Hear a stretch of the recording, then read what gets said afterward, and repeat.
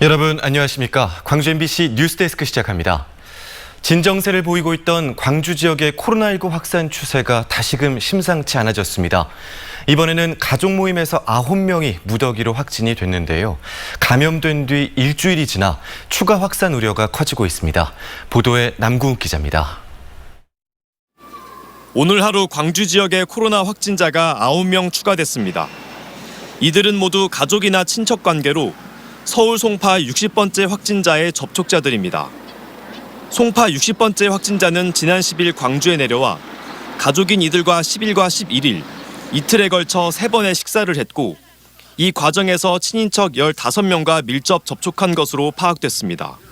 어제 오후에 늦게 송파 60번이 10일부터 12일까지 광주에 머물면서 친인척을 만났다는 상황이 제보되어서 어제 저녁부터 역학조사를 시작했습니다. 추가 확산 우려도 커지는 상황입니다. 광주 확진자들이 송파 60번째 확진자와 접촉한 지 일주일이 지났고 일부 확진자는 증상이 나타나고도 일상생활을 했기 때문입니다. 177번째 확진자와 179번, 182번과 183번 등은 지난 14일과 15일부터 증상이 나타났습니다. 게다가 초등학교 3학년과 6학년 남매도 확진돼 해당 학교 전교생이 코로나 검사를 받고 있습니다. 우리 시는 역학조사를 신속하게 진행하고 있고 최대한 빨리 이동 동선과 밀접 접촉자를 확인해서 필요한 조치를 취하겠습니다. 광주시 교육청은 내일 대책회의를 열고 해당 학교를 포함해 인근 지역 학교들에 대한 등교 방안을 논의하기로 했습니다. 방역당국은 가족 모임도 안전할 수 없다며 최대한 모임을 자제해 줄 것을 당부했습니다. MBC 뉴스 남궁욱입니다. 치료를 받고 퇴원했던 코로나19 확진자에게서 바이러스가 다시 검출됐습니다.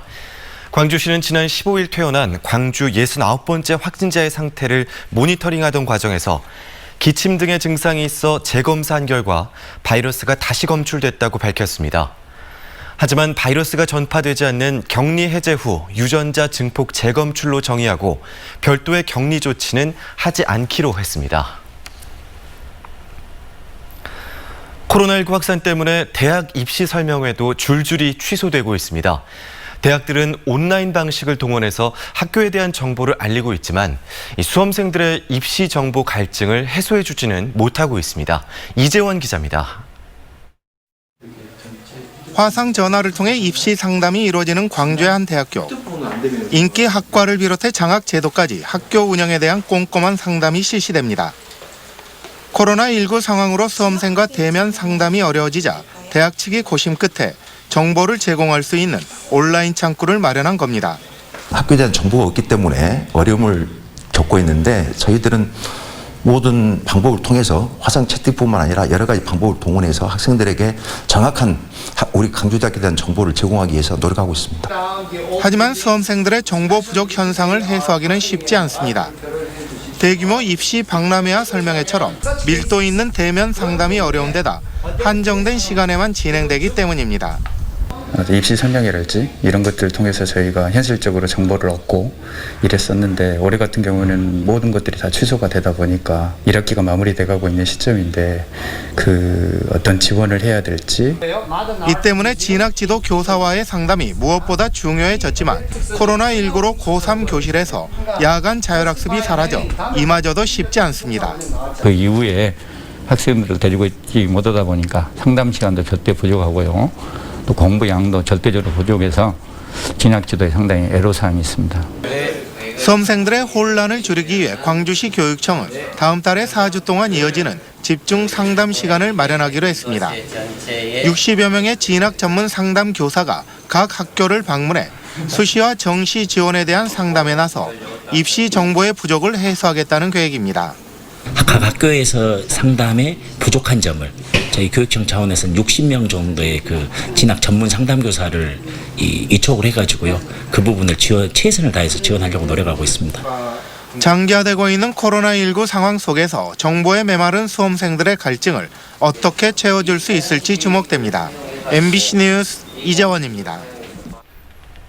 기아 타이거즈가 오늘 두산 베어스와 열리는 홈 경기에서 특별 제작된 광주 유니폼을 입고 있습니다. 기아구단은 코로나19로 어려움을 겪고 있는 광주 시민들을 응원하고 지역 연구팀으로서의 자부심을 강조한 취지라고 밝혔습니다. 이 광주 유니폼은 흰 바탕에 영문으로 광주가 새겨져 있으며 광주시의 상징색인 감청색과 노란색으로 이루어져 있습니다. 현재 7회가 진행 중인 가운데 기아가 6대 0으로 뒤지고 있습니다. 5.18 고문 후유증을 앓다가 2년 전에 대구에서 숨진 고 권순형 유공자의 영정 봉안식이 오늘 국립 5.18 민주묘지에서 열렸습니다.